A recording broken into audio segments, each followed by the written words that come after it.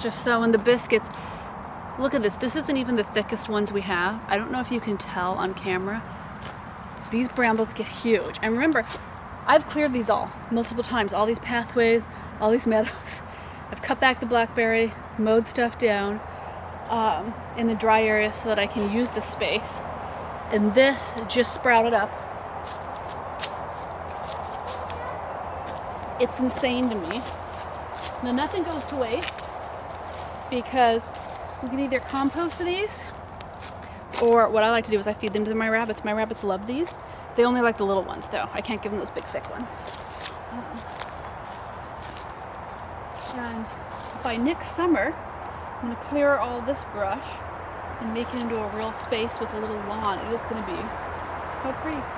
I love imagining how beautiful places can be. In fact, sometimes I get lost in the details of getting the farm truly where I imagine it to be.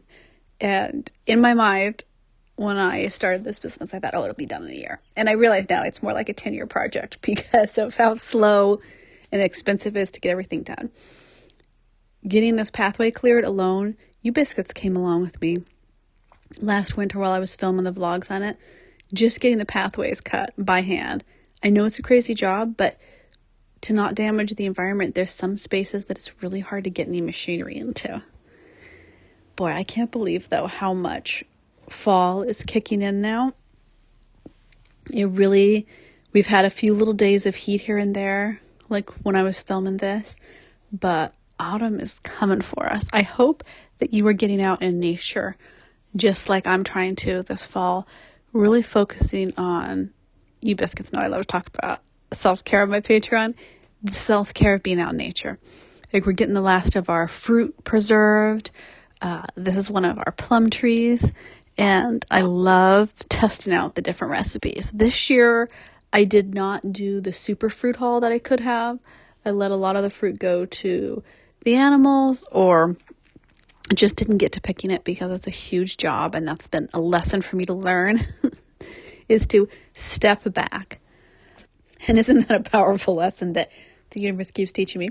But I love getting to show the kids, where fruits that we eat. We didn't buy fruit all summer long, which is, I think, the first year that we have grown enough fruit to successfully, other than a couple watermelons, because I did try to grow watermelons. And so far, my system does not work. If you have tips, biscuits, will you put them in the comments for me? How do you successfully grow watermelon?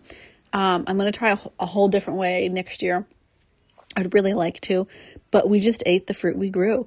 We had such good harvests. You saw our strawberry harvests and raspberries, and we grew apples and these plums, and we've grown a lot of pears. In fact, that's probably going to be my last fruit harvest of the year. Is I have 2 pear trees that I need to harvest from and pick now. They weren't quite ready when I checked a couple days ago, but I think they're almost there.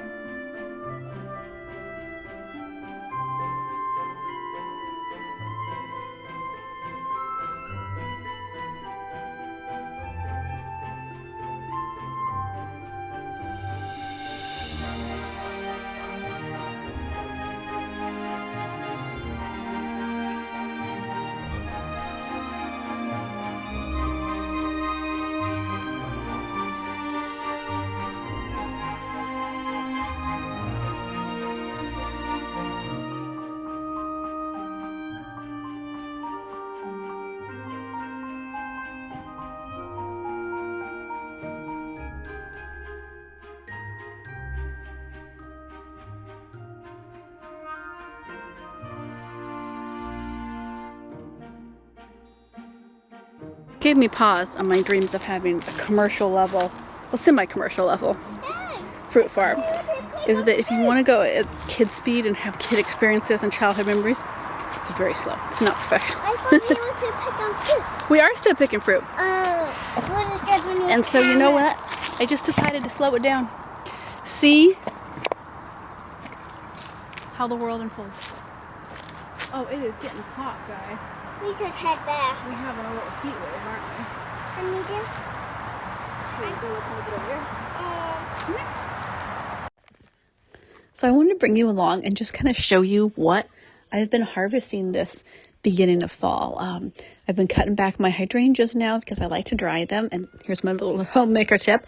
Don't forget, on Patreon, I will give you a lot of behind the scenes and even beyond that, just like unedited, fun, burlesque version of homemaking tips if you want.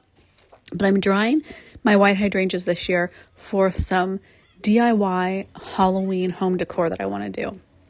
And in years past, I've always bought Halloween decor, often whatever was cheap or, I'd go to Home Goods. And it was never anything lasting or that felt in tune with my style. It was just whatever was there. And this year, I'm really trying to create the decorations that we put around our house that are seasonal. So for the birthday season this summer, something I did was I handmade banners and things. And now I'm trimming these flowers for our Halloween wreath. I think they should be ready in like a week. I have to finish drying them off. And they've been beautiful to enjoy all summer. I grew a bunch of herbs in the greenhouse at the farm this year, and I've been slowly but surely preserving them. I've been doing two ways. I've been dehydrating some herbs, and then some of them I've actually been like, here, I'll wash them, pat them dry, and then I'll freeze them so that I can then put them in soups and sauces and things. And I'm going to tell you, I'll tell you in a vlog this winter, which I think are better. Oh, I love fruit season. I haven't decided yet if it makes sense to dehydrate everything because that's a lot of work compared to just sticking stuff in a bag and freezing it. Let me know if you preserve any herbs down in the comments. What do you do? What are your best techniques for it? Sometimes little tomato stems get in there. I'm almost done with tomato season. It's taken a really late year. Like my tomatoes are just now starting to come in for harvest. And honestly, I probably have another week, maybe 2 weeks before I just have to pull the plants completely. So normally I'll get like a month and a half of tomatoes. This year I did not. It's really strange. I planted a big mint pile years ago, and it is finally paying off to where I'm hoping I have preserved enough mint.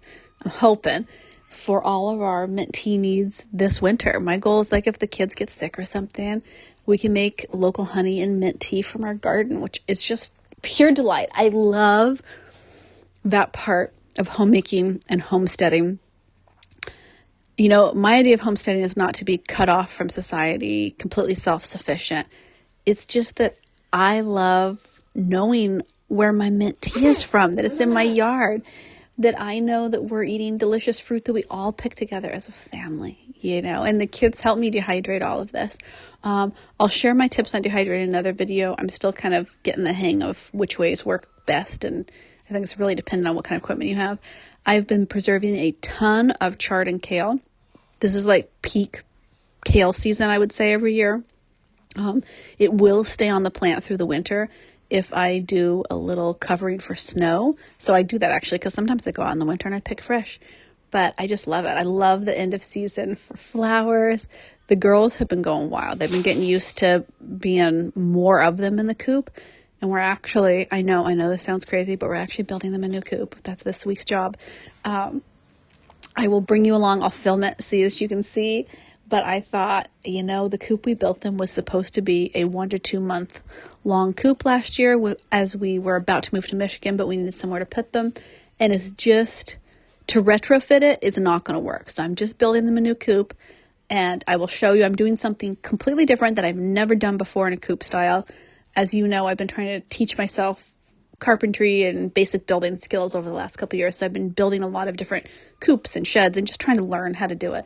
Oh my gosh, biscuits. Speaking of, make your pesto now. Peak pesto season. You may already be out of pesto season. Don't forget that you can make it with nettles and dandelions. I've actually made multiple batches of this pesto. In the spring, I make it with nettles. Early summer, I'll make it with dandelions. And now this time of year, I'm going to get all the basil in, and then I just freeze it in small sandwich size bags. So you want to do it per serving. I've done this before. Don't freeze it in a big batch because then you have to thaw everything and use it all at once. And it's awesome. Pizza party Friday night in a January, and it gets to be my homemade pesto. I mean, delicious. I love it. Hey, thanks for coming along, Biscuits. I realize that the vlog is wrapping up. And I wanted to show you kind of how I preserve food really simply. It's the lazy way to do it. I don't do any canning right now. I just want us to know where our food is from and to have joy in our home and in our homesteading. Have a beautiful day. I'm going to see you over on Patreon. Love you all, Biscuits.